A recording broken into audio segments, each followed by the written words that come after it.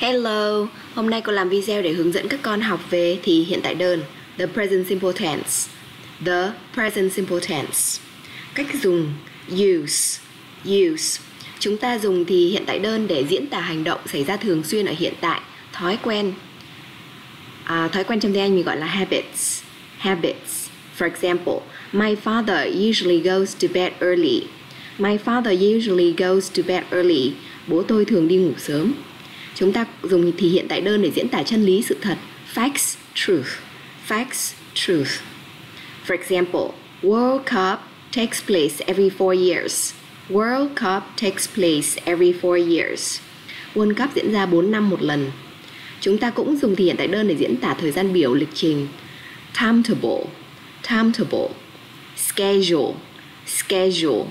For example, the bus leaves at 8 a.m. tomorrow. The bus leaves at 8 a.m. tomorrow.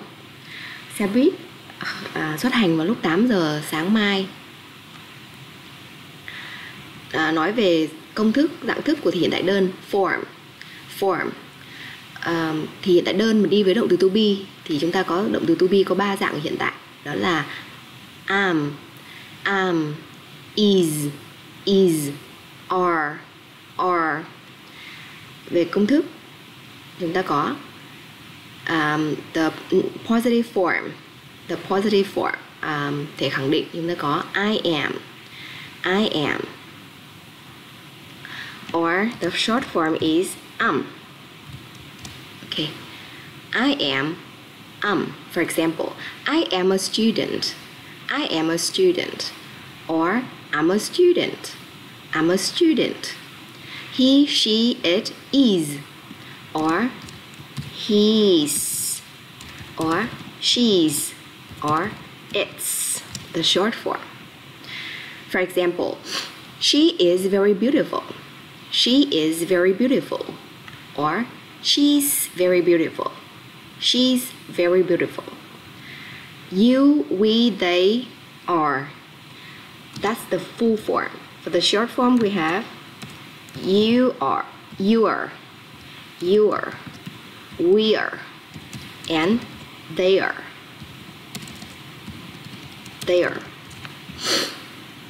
For example, we are in the garden.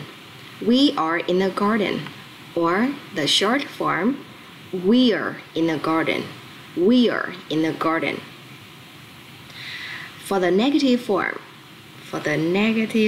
we have I am not or I'm not. For example, I am not here. Or I'm not here. He, she, it is not or isn't. For example, Miss Lan isn't my teacher. You, we, they are not or aren't. My brother aren't at school. My brothers aren't at school. For the question we have am I? For example, am I in team A? Câu trả lời có thể là yes you are, no you aren't. He, is he, she, it. For example, is she a nurse? The answer can be yes she is or no she isn't. Are you, we, they? For example, are they friendly? The answer can be yes they are or no they aren't. Với động từ thường, cấu trúc của thì hiện tại đơn với động từ thường.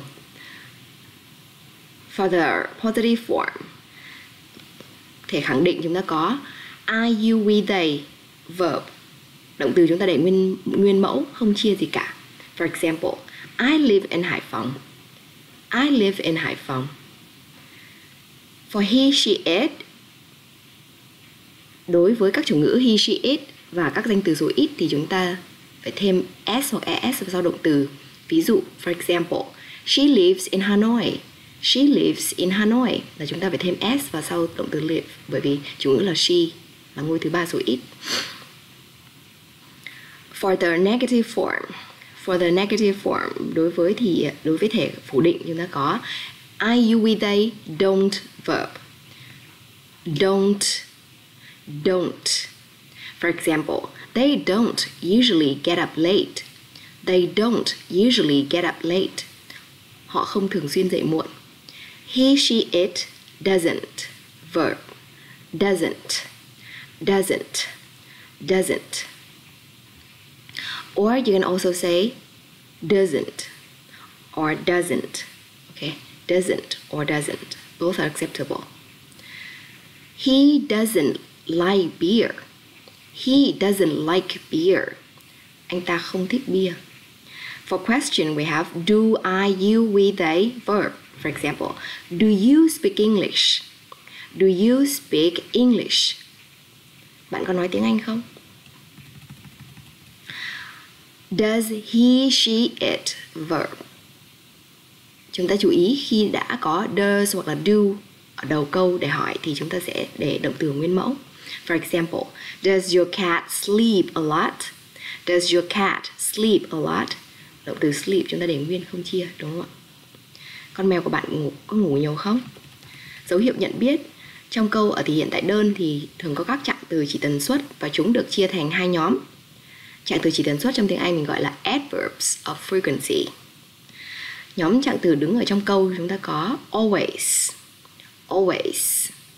usually, often, sometimes, occasionally, rarely, seldom, hardly ever, frequently, never, regularly, generally. Các trạng từ này thì thường đứng trước động từ thường và đứng sau động từ to be và trợ động từ. For example, he rarely goes to school by bus. He rarely goes to school by bus. Anh ta hiếm khi đi học bằng xe buýt. She is usually at home in the evening. She is usually at home in the evening. Cô ta thường ở nhà vào buổi tối. I don't often go out with my friends.